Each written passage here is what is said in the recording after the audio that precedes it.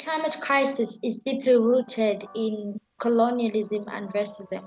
And we know how countries in the global north acquired their wealth through the exploitation of resources in countries within the African continent. Many countries within Africa don't have the much needed resources to adapt to the climate crisis. The countries that are most affected by climate disruption did the least to contribute to global heating. I do believe in the polluter pays principle.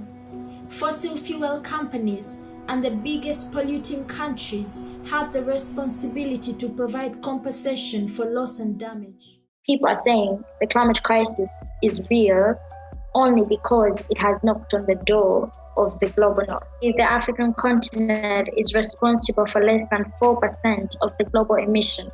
And yet we are seeing some of the worst impacts affecting Africa. But while Africa is on the front lines of this crisis, it is not on the front pages of the world's newspapers.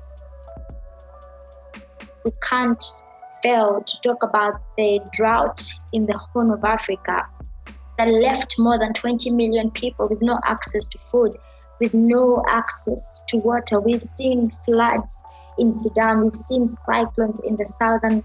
And we saw how, for example, Cyclone Idai in 2019 ripped apart large parts of Africa in countries like Mozambique, and it left more than 1,300 people dead and many more were recorded as missing. A recent World Bank report warned that we could see up to 86 million people in sub-Saharan Africa alone displaced due to rising sea levels, desertification, declining fresh water and food scarcity.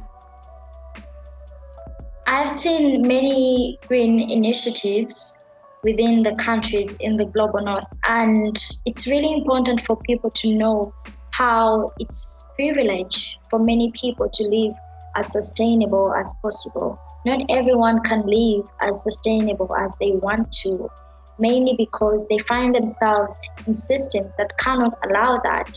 But I also think that it's very important to note that what the countries in the global north are doing, to accelerate the climate crisis is way more than what they are doing to address the climate crisis. We want climate reparations from the countries in the global north for the countries that are on the front lines of the climate crisis, the countries that didn't cause this crisis. In order to stop climate inequality, the most important thing is to first of all educate yourself. And it's also important for people in the global north to understand their privilege and to use that privilege to amplify, to platform and support those that are on the front lines of this crisis.